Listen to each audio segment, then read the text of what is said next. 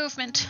What is movement? Our friend Google states that movement is the principle of good design that gives the artist control over what the viewer sees next. So artists can create paths that our eyes will travel with art. Right, so movement is not only, somebody is walking, right? Movement can be how our eyes are looking at an art piece, right? It's not just, oh, they're dancing. I can see that they're dancing, right? It's also, oh, there's a pathway there, so my eyes will probably naturally go there. There's a staircase. My eyes will naturally walk up that staircase, right? Because it's ingrained in us to follow whatever we see. All right, so movement with rhythm and repetition. Rhythm and repetition will contribute to the overall unity of a piece, and they create relationships between the components within a piece, right? So it's just like the general objects of the different elements within a piece, right? Not necessarily the elements of art, but like the things that are within the piece, right? Rhythm, repetition, and unity are all three different principles of design. And I know that I've just kind of thrown them out there, but I'll give you, unity is kind of just like your overall composition, right? It's how everything works and flows together. So repetition creates movement when common elements are repeated. Variation and variety add interest and rhythm, or a natural flow. Stairs, however, also count as a form of repetition. Those repeated elements are really what help our eyes travel around, and it kind of stands out a little bit more. So this piece is Metamorphosis 3, Excerpt 4 by MC Escher. It repeated elements, right? It's literally repeated elements over and over and over. However, you can see our eyes naturally flow in this direction, right? Helps that they're all pointed this way, but we get to watch the metamorphosis, right? So we get to watch them slowly change as our eyes move over, right? So they start as birds, and then they slowly shift into boats, and then they slowly shift into fish, right? And our eyes naturally follow. The next portion that I'm going to be talking about is movement with color. Right, so color can lead our eyes to specific points of a piece, giving us a focal point or path for our eyes to follow, right? So not only will color, create focal points, which is where our eyes will go first, but color can also create, leading pathways, right? It can work together with line to create very, very nice movement throughout a piece. So two types of color that I want to talk about. There's high key color, be like really bright yellow, or like super bright orange, or like this pink, right? So these are considered high key colors, right? Really, really bright, really intense kind of colors like this. So that's high key color. And then of course, there's low key color. Colors with dark values and low intensity and saturation. Got some greens, some dull blues, some purples that are kind of deep and dark, right? So these are kind of our low key colors. This is how you create your complementary palettes as well. Generally, you want something with very low saturation contrasted against something with very high saturation. Juxtaposing those two creates contrast. Usually your eyes will lead to whatever there's less of, right? Most of the time it'll be your high key color will have less of it in there. Usually if you have a really dark scene and then there's a lantern, your eyes will most likely go to that lantern first because there's less of that color. But if you have like a sea of really high key colors, right? If the most of it is yellow and then you got one spot of like a deep blue or deep purple, your eyes are going to reach that deep purple first. This piece is Fiesta en Figueres by Salvador Dali. This one is really nice, right? Immediately your eyes go to these fireworks that are right here. These are your high key colors within this piece, right? And slowly, because they're circular, your eyes kind of radiate outwards. So first you kind of start with the lights, right? Also because of this line that leads down towards the crowd, right? Which is your low key colors. And then slowly your eyes start to radiate around the whole canvas, right? This whole canvas, even though it's a square or close to a square, it's very, very circular. This is the one that most of us probably know. So this is movement with line. So leading lines are lines that point in a specific direction that lead eyes around the piece. We have this big bright line that goes down towards the crowd, right? And to the lightest point of color, right? Our eyes automatically lean down towards this line, right? It's almost like an arrow, right? Right, so the one that we're a little bit more familiar with is action lines.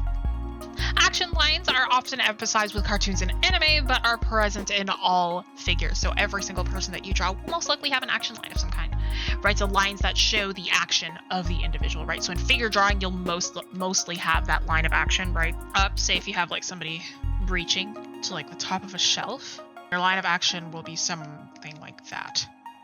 Right? So your line of action will show kind of the direction that somebody's energy is going in. I guess that's the kind of pretentious way I could explain it. But action lines, a lot of the times you'll see them if somebody is running, right? With cartoons, if somebody's like running, right? So if you had like all these little extra lines kind of like that, you'll see them a lot on cartoons and whatever, right? These are your action lines as well. We're going to be talking about leading lines as our example this time around. This one is Horizon by John Harris.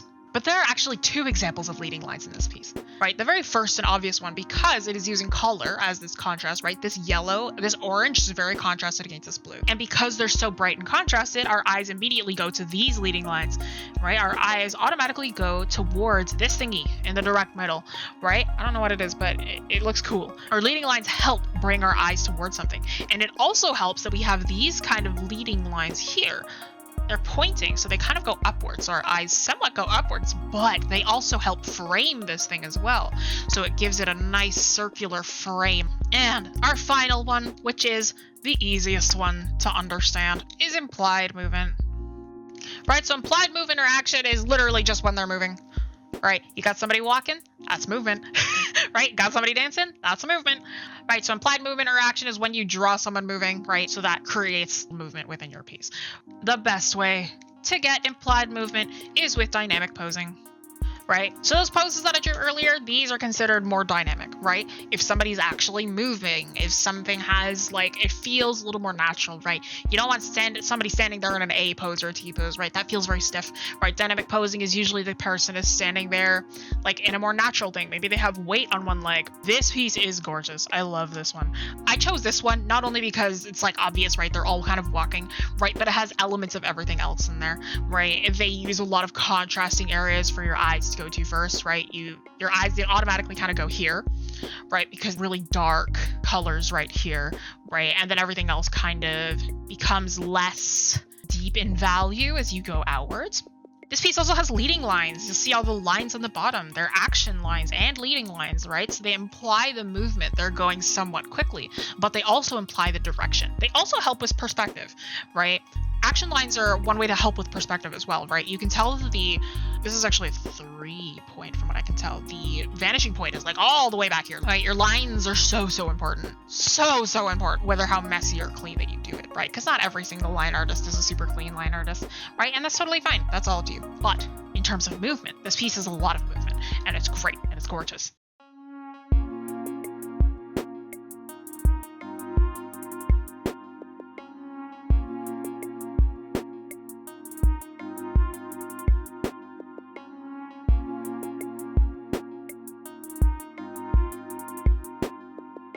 If you'd like to support the channel and the creation of free arts education, become a member on Patreon.